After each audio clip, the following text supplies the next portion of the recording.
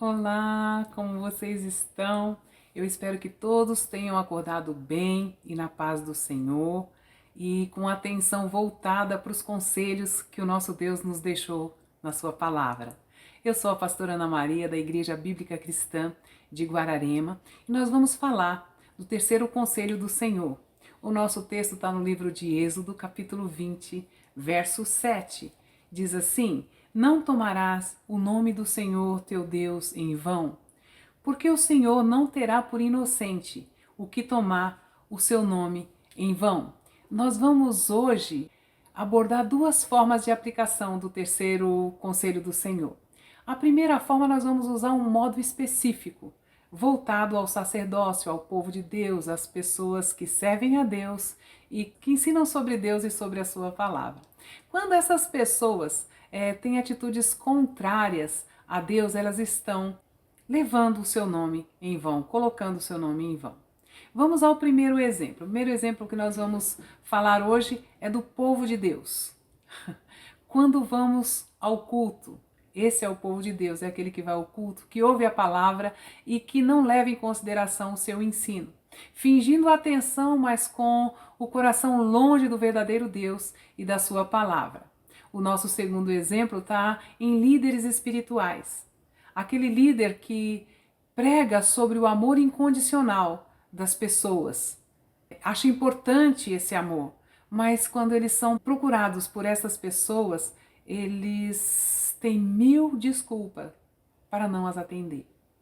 O nosso terceiro exemplo está naqueles que ensinam de Deus, os mestres que estudam e ensinam a palavra de Deus. Eles sabem qual é a maneira certa de se cumprir a vontade de Deus, mas após o ensino, após a cada aula, fazem aquelas observações vagas. Olha, isso é antigo, não é mais para esse tempo, não podemos levar ao pé da letra, né? As coisas mudaram, enfim.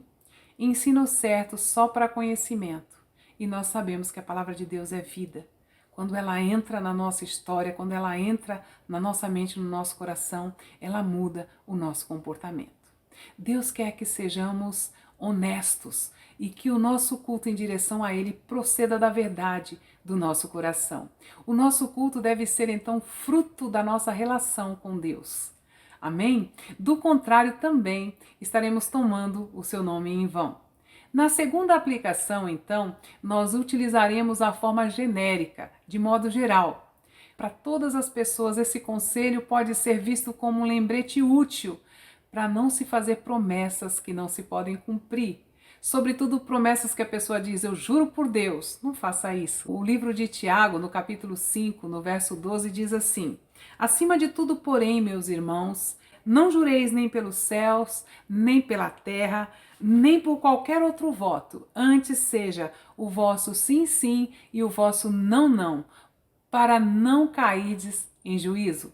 Esta forma de falar transcende a nossa espiritualidade. É um costume muito mais cultural, regional ou até familiar, porque nós crescemos ouvindo essas coisas e até falando.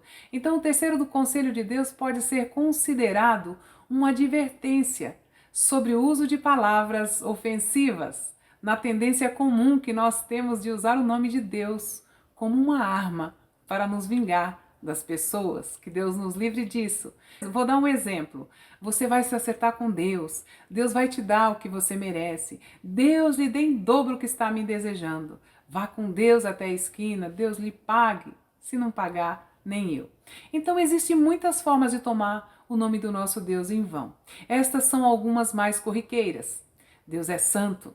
O seu nome deve ser sempre usado com a devida responsabilidade e com cuidado para não o envolver em situações nossas como se fosse dele. Ainda que as palavras do terceiro conselho nos pareçam simples, devemos cuidar para que a nossa mente e o nosso coração estejam livres de falhar no conselho do Senhor.